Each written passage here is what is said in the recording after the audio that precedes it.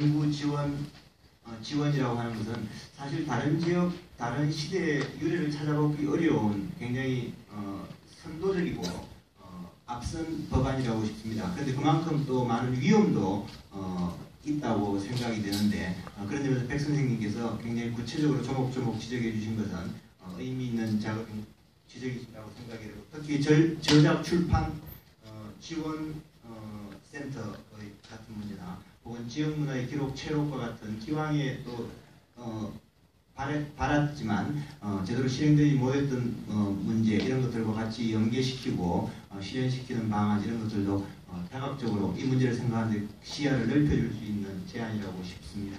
예, 그럼 이어서 곽근홍 선생님의 발제를 들어보도록 하겠습니다. 예, 안녕하십니까. 한국교육학회 회장을 맡고 있는 한남대학교 박대입니다. 법률이 굉장히 중요하다라는 것은 제가 몸담고 있는 기록학회하고 연관이 있어서 이제 중요성에 대해서 법률이 정말 중요하구나라는 것들을 새삼스럽게 느끼는데요. 민간 저술 연구 지원 제도도 그런 부분에서 매우 중요한 부분이라고 생각을 합니다. 한국에서 기록학 또는 기록관리학이라고 하는 부분들이 성립된 게 2000년 이후부터거든요. 한남대학교 기록관리학과는 대학원이 있는데요. 대학원의 기록관리학과 만들어진 게 2000년이고, 그 다음에 기록학교가 만들어진 것도 2000년입니다. 전국의 기록관리학 대학원이 대충 한 25개 정도가 있는데요. 여기는 이제 대학원 과정으로만 두게 되어 있는데, 기록학이라고 하는 학문이 성립한 것이 사실은 법률 때문에 그렇습니다. 1999년에 공공기관의 기록물 관리에 관한 법률이라고 하는 것이 제정되어서 2000년부터 시행이 되는데, 그 법률의 내용의 가장 기본적인 건 뭐냐면 기록을 관리하는 사람에 대한 것, 그 다음에 기록을 관리하는 기관에 대한 것, 그 다음에 기록관리 인프라를 갖다 구축하는 문제, 이런 것들이 이제 주요한 내용이었죠. 그래서 그 공적인 부분에서 일종의 이제 기록 문화 또는 기록하는 어떤 기관들 이런 것들이 설립되고 사람을 배치하게끔 이제 했습니다. 그래서 기록관리학 대학원을 마치고 나면 지금은 이제 기록 연구사가 될 수 있는 그런 자격들을 부여하기 때문에 학부에서 많은 학생들이 대학원으로 이제 진학을 하고 있습니다. 법률이 참 중요하구나라는 생각들을 제가 한 15년의 경험에서 이렇게 이제 하고 있고요. 그다음에 제가 발표하는 그 발표문은 주로 이제 이 민간에서의 저술 연구 지원 제도와 관련된 사실 기반이 되는 부분인데, 그 법이 매우 중요하고 또 의미 있는 법임에도 불구하고 현실에서 민간에서 어떤 그 인프라가 구축되지 않은 상태에서 저술 활동이 연구 활동이 활발해질 수 있을까라고 하는 부분에 약간의 의문은 두고 있습니다. 그런 인프라도 같이 이제 구축되어야 되지 않을까라는 생각을 가지고 있고요. 그건 뭐냐면 제가 역사학을 저는 이제 한국의 그 현대사를 전공한 역사학자인데요. 제가 연구하는 과정에서 보통 서구의 역사학자들이나 어떤 학자들 같은 경우는 주로 기록이 보관되어 있는 아카이브를 이용해가지고 연구를 합니다. 보통 이제 미국 같은 경우는 내셔널 아카이브가 있죠. 워싱턴에 있는. 또 뭐 많은 나라의 국가 아카이브들 다 가지고 있습니다. 지방마다 이렇게 가지고 있습니다. 뭐 우리로 치면 군청 단위에도 다 있어요.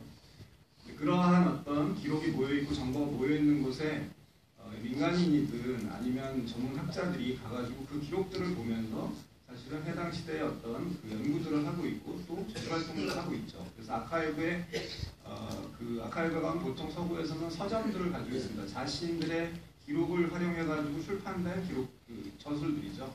그런 것들을 다 보여주고 있거든요. 근데 저희는 저도 역사학을 전공했지만 아카이브를 이용해가지고 글을 쓴 적이 거의 없습니다. 거의 대부분의 역사학자들이 마찬가지일 것이고 인문학에서 사회과학 하는 사람들도 마찬가지예요. 이러한 부분들이 사실은 이제 공공기관에서는 2000년부터 시작해서 지금까지 이제 계속 그런 개혁 작업들을 이제 해왔었는데 그런 부분들이 민간 부분에 사실은 확대되어 있지 않습니다. 우리가 그 서구의 아카이브는 굉장히 다양한 그런 것들이 다 있습니다. 여러 다양한 사회 전 분야에 걸쳐 있는데 저희 같은 경우는 국가기록원이라고 하는 행정자치부 소속기관으로 있는 국가기록원이 국가아카이브 역할을 하고 있고요. 그 다음에 지금 여기 이제 국회 도서관 산하에 국회 기록보존소가 있습니다. 국회 아카이브라고 볼 수가 있겠죠. 그 다음에 법원에도 있고 한데 규모는 굉장히 작고요. 공공기관에서도 사실은 지방마다 아카이브를 만들게끔 그 광역자치단체 이제 설립하는 그런 조항들을 두고 있는데 그러한 부분들이 실제로 그 2000년부터 시행됐으니까 15년 동안 어딘가 한 군데에서 이루어져야 되는데 그런 부분들이 전혀 이루어져 있지 않습니다. 대신 서울시에서 최근에 서울기록원이라고 하는 서울시 아카이브를 갖다가 2017년까지 만들도록 이렇게 실행을 하고 있죠. 공공기관도 사실은 그런 문화가 확산되어 있지 않습니다. 우리가 앞에서 발표하신 분들이 조선시대의 어떤 그 찬란한 기록문화 전통에 대해서 얘기를 했는데 현대적인 의미에서의 어떤 기록문화 전통은 아직 만들어지지도 않았고 그 인프라가 굉장히 취약하다고 보여집니다.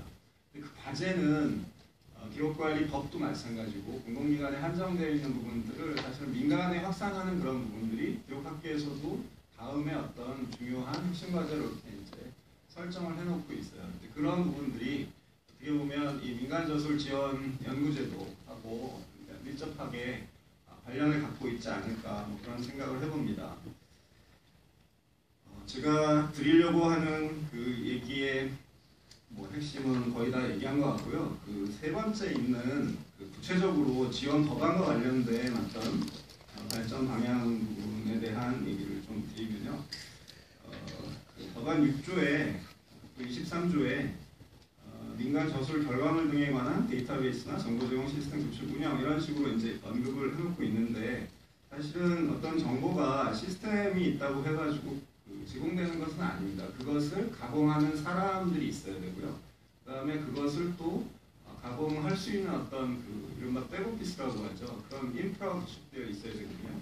근데 법안에서는 그러한 부분들이 자동적으로 등록되고 자동적으로 사람들이 이용될 것이다라고 하는 부분을 설정하고 있는 것 같은데 그것을 관리할 수 있는 어떤 대상 또는 그런 사람들 또 그런 어떤 인프라, 규칙 같은 것들이 명시되지 않으면 사실은 이런 부분들이 굉장히 이제 그 질적인 부분에서 어떤 한계를 갖고 있지 않을까 그렇게 이제 보여집니다. 그다음에 또 하나는 그 사실 인프라 관련된 부분인데요. 민간에서 사실은 그 연구나 저술 활동이 활발하게 활성화되기 위해서는 아카이브나 도서관 이런 문화유산 기관들이 소장하고 있는 기록 자료에 대한 어떤 접근성 이런 것들을 그 좀 더 제고해야 되는 것들이 필요한 것이죠. 물론 지금도 많은 부분에서 데이터베이스를 통해 가지고 그런 기록 정보 자료들을 제공하고 있긴 하지만 그런 부분들이 사실은 어떤 단일한 홈페이지를 통해서 또는 하나의 어떤 포털 사이트를 통해 가지고 이렇게 이제 보여지고 있는데 그런 것들이 좀 더 이렇게 포괄적으로 어떻게 보면 국가 문화유산 전체와 관련된 그런 인프라가 디지털화된 자료들은 디지털화된 자료들대로 이렇게 이제 보여줄 수 있는 체계를 만드는 것도 중요하다고 보여집니다. 그 한 세대 중에 하나가 이제 유로피아나 그런 모델일 것 같은데요. 유럽에 있는 모든 그 기록 정보 자원들을 하나의 사이트를 통해서 이제 보여주고 있거든요. 이런 부분들이 현실에서 가능할 수 있다고 한다면 민간에서 어떤 저술 출판과 관련된 부분도 활성화될 수 있다고 생각을 합니다. 그다음에 마지막으로 한 가지 그 말씀드리고 싶은 것은 우리나라는 기록이 없습니다. 그러니까 대한민국 정부 수립 이후에 현재까지 가치 있는 어떤 기록을 공공기관에서 가지고 있는 국가기록원이나 어떤 공공기관이 가지고 있는 기록 중에 연구에 동원될 수 있는 기록들이 굉장히 한정되어 있습니다. 그거는 우리가 기록 관리를 제대로 못해왔던 그런 잘못된 어떤 역사의 반증일 수는 있는데요. 최근에는 이제 그 민간에서 특히 이제 대표적인 사례가 뭐 4.16 기억저장소라고 안산에서 활동하고 있는 그런 그 단체가 있죠. 거기에서 그 작년 그 4.16 그 세월호 참사 직후에 당시 어떤 기록들을 이제 현장에서 수집하고 또 최근에는 이제 구술 작업들을 통해 가지고 기록들을 남기고 있거든요. 이런 부분들이 어떻게 보면 이제 민간의 그러한 기록화하는 그런 노력일 텐데 사실 이러한 부분들이 각 사회 부분에서 좀 활성화될 수 있는 부분도 민간 저술뿐만 아니라 같이 이렇게 고민할 수 있는 부분들이 아닐까. 그런 것들이 가능해질 때 우리가 기록이 별로 없기 때문에 사실은 과거의 어떤 경험이나 이런 것들을 구술로 잘 채록을 하고 그런 부분들을 자료집으로 만들고 또 그런 것들이 저술에 이용될 수 있다고 한다면 매우 의미가 있지 않을까 생각이 듭니다. 이상으로 발표를 마치겠습니다. 앞서 백 선생님과 마찬가지로 곽 선생님께서도 실제 법안의 어떤 구체적인 문제들에 대해서 좀 짚어주신 것 같습니다. 선생님께서 말씀하신 것처럼 우리 그 기록물, 공공기록물 관리법에 의해서 기록관리학이라는 게 사실 우리나라에 그 자리를 잡기 시작한 것이 21세기 이후의 일이고, 그런데 그 공공기록물 관리법에 의거해서 관리되고 있는 공공기록의 현재 상황 이런 것들을 비추어 보셔서 이와 연관되는 민간 저술 연구 지원 사업의 결과 혹은 그 성과 과정의 기록의 중요성에 대해서 특별히 강조하신 것 같습니다. 특히 선생님이 발표 말미에 우리나라에는 기록이 없습니다 이렇게 말씀하시는 부분 참 가슴에 와닿고